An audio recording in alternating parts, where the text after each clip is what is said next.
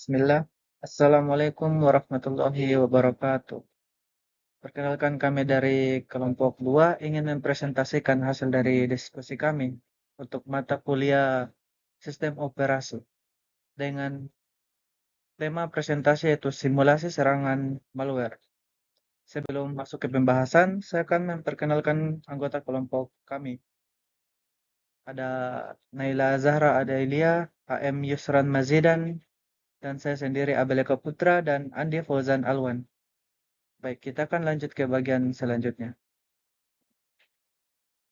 Baik, di sini saya akan memaparkan tujuan praktikum yang telah kelompok kami lakukan. Adapun tujuan yang pertama yaitu untuk memahami bagaimana malware bekerja dan dampaknya terhadap sistem operasi. Tujuan yang kedua yaitu untuk menguji efektivitas perangkat lunak antivirus dalam mendeteksi dan menangani serangan malware. Nah, selanjutnya alat dan bahan yang diperlukan. Untuk alat yang pertama yaitu komputer atau laptop yang memiliki spesifikasi yang mendukung virtualisasi. Alat yang kedua yaitu VirtualBox atau VMware yang dimana dia berfungsi untuk simulasi sistem isolasi. Adapun untuk bahannya yang pertama itu sistem operasinya di sini kita menggunakan Windows 10. Perangkat lunak antivirusnya kita menggunakan Malwarebytes atau Kaspersky, dan untuk file ujinya di sini kita menggunakan HR test file. Baik, untuk langkah-langkah praktikumnya mungkin akan dipaparkan oleh rekan kelompok saya. Saya AM Yusran Mazidan, mahasiswa Unhas dengan NIM H07231064. Kali ini saya akan melakukan simulasi untuk menguji efektivitas perangkat lunak antivirus dalam mendeteksi dan menangani serangan malware. Nah, perlu diketahui bahwa simulasi ini dilakukan dalam lingkungan yang terjaga dan terawasi. Nah, pertama-tama, dikarenakan malware sangat berbahaya untuk sistem operasi kita, maka kita menggunakan test file yang akan berfungsi sebagai malware yang akan dideteksi oleh antivirus kita nantinya. Nah, test file yang akan kita gunakan adalah acar test file. Nah, acar test file ini bisa di-download menggunakan link aslinya sebagai berikut. Nah, untuk mendownloadnya, kita cukup klik tombol download di bagian acar.com.zip.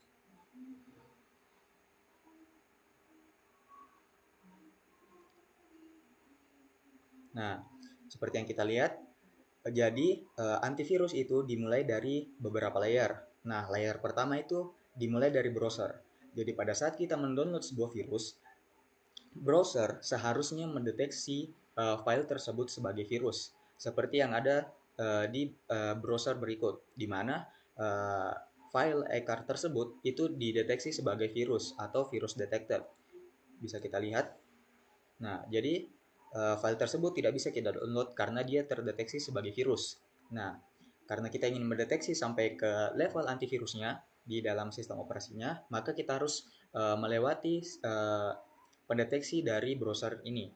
Nah, itu dilakukan dengan masuk ke bagian Chrome, lalu settings, lalu kita masuk ke bagian privacy and security, lalu masuk ke bagian security. Nah, di bagian sini kita cukup mematikan atau kita cukup memilih no protection, pilihan no protection. Nah, kita turn off. Nah, dengan hal tersebut maka proteksi dari browser kita sudah mati. Nah, kita coba download lagi.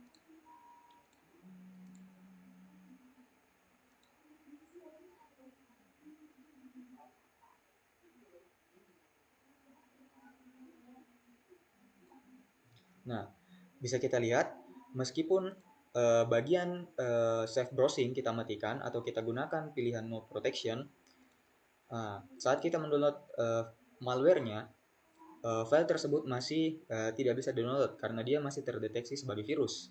Nah, setelah safe browsing dimatikan, maka terdapat layer selanjutnya, yaitu layer dari antivirus kita, di mana antivirus kita akan mendeteksi hasil downloadan dari browser dan akan mendeteksinya sebagai virus jika dia terdeteksi sebagai virus.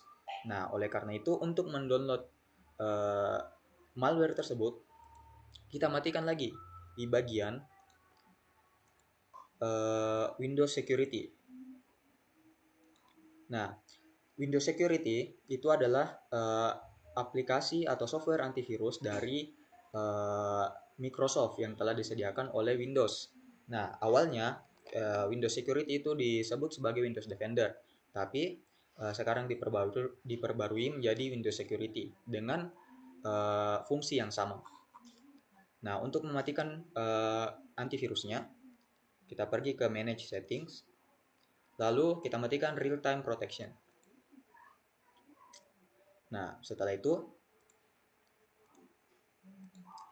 setelah safe browsing dimatikan di browser kita dan real time protection dimatikan di antivirus kita coba download lagi.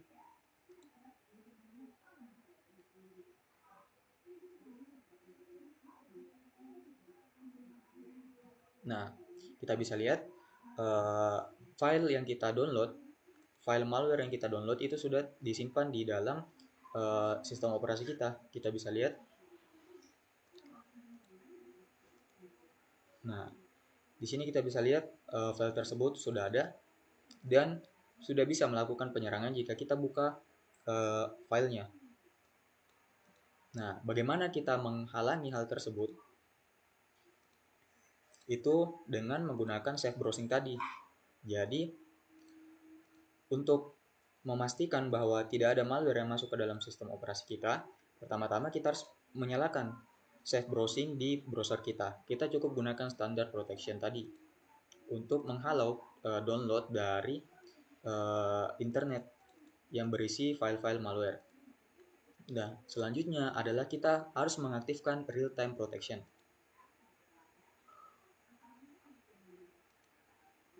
Nah, dikarenakan file ini sudah ada di dalam sistem operasi kita, nah kita cukup menjalankan quick scan di bagian virus and threat protection. Nah, pada bagian ini antivirus akan menjalankan scan ke semua file-file di sistem operasi kita dan akan mencari virus atau malware tersebut. Nah, ada banyak aplikasi antivirus yang digunakan oleh berbagai macam sistem operasi yang berbeda, seperti contohnya di Windows itu ada Kaspersky, ada Avast dan lain-lainnya. Namun sebenarnya kita hanya membutuhkan Windows Security atau antivirus default yang telah disediakan oleh Windows, karena Windows Security tersebut diupdate atau diperbarui secara rutin. Di saat antivirusnya menjalankan scan-nya, kita bisa lihat di bagian virus and threat protection setting, lalu kita klik manage settings. Kita klik protection history. Nah, di sini kita bisa lihat apa saja ancaman yang diblok oleh antivirus ini. Nah, kita bisa lihat di sini di bagian threat block. Nah, file yang kita download tadi, malware yang kita download tadi itu dia dideteksi sebagai malware dan dia di-remove dari sistem operasi kita. Baik, saya lanjut ke analisis dan diskusi. Jadi sini membahas tentang kesadaran keamanan data. Jadi simulasi ini menekankan pentingnya kita berhati-hati dalam mengunduh file dari sumber yang tidak dikenal atau sumber yang tidak terpercaya dan memiliki langkah-langkah mitigasi yang efektif. Sebagai kesimpulan, jadi praktikum ini memberikan wawasan yang mendalam tentang bagaimana menjaga keamanan perlindungan, ya, menjaga keamanan sistem operasi melalui berbagai mekanisme perlindungan, termasuk antivirus, kontrol akses, enkripsi, firewall, dan IDS. Selain itu, mahasiswa juga mempelajari teknologi keamanan terkini yang dapat diimplementasikan di dunia nyata. Kemudian, praktikum ini sangat membantu juga dalam mempersiapkan mahasiswa menghadapi tantangan keamanan di dunia profesional. Mungkin ini akhir dari presentasinya. Sekian, Assalamualaikum warahmatullahi wabarakatuh.